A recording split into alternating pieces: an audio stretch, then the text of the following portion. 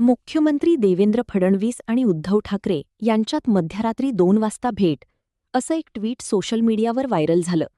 या बातमीमुळे एकच खळबळ उडालीये. अर्थात अशी कोणतीही भेट झाली नसल्याचा दावा भाजप आणि स्वतः देवेंद्र फडणवीसांकडून करण्यात आलाय. तर एरवी अगदी जाहीरपणे असली दावे फेटाळणाऱ्या संजय राऊतांनी मात्र याबाबत बोलणं टाळटाळले. त्यामुळेच या भेटीवरनं उलटसुलट चर्चा होत असल्या तर या भेटीमागची कारणं काय असू शकतात याचे तर्कवितर्क मांडले जातायत.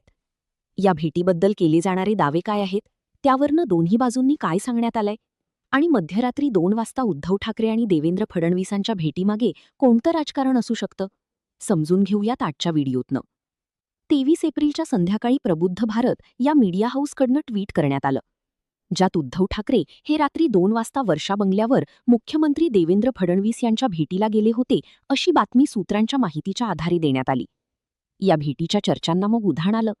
यावरनं शनिवारी ठाकरे गटाचे खासदार संजय राऊत यांना प्रश्न विचारण्यात आला, तेव्हा फडणवीस आणि ठाकरेंमध्ये चर्चा झाली का, याचं उत्तर हे दोन नेतेच देऊ शकतील. माझ्याकडे माहिती असली तरी मी तुम्हाला का सांगू? अजून राजकारणात बऱ्याच गोष्टी घडणार आहेत, असं म्हणत राऊतांनी या भेटीबाबत स्पष्ट बोलणं टाळलं.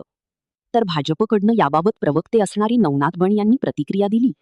मुख्यमंत्री देवेंद्र फडणवीस आणि उद्धव ठाकरे यांच्या कथित भेटीच्या बातम्या पूर्णतः निराधार, बिनबुडाच्या आणि धादांत खोट्या आहेत. ज्या सोशल मीडिया हँडलवरनं अशा अफवा पसरवल्या जातायत त्यांना कायदेशीर नोटीस देऊन कारवाई केली जाईल, असं बन यांनी म्हटलंय. तर स्वतः मुख्यमंत्री देवेंद्र फडणवीसांनी यावरती भाष्य करताना, आमची भेट व्हायची असती तरी ती लपून छपून करण्याची आवश्यकता नाहीये. आमच्यात असे कुठलेच विषय आता नाहीयेत की ते लपवायची गरज आहे.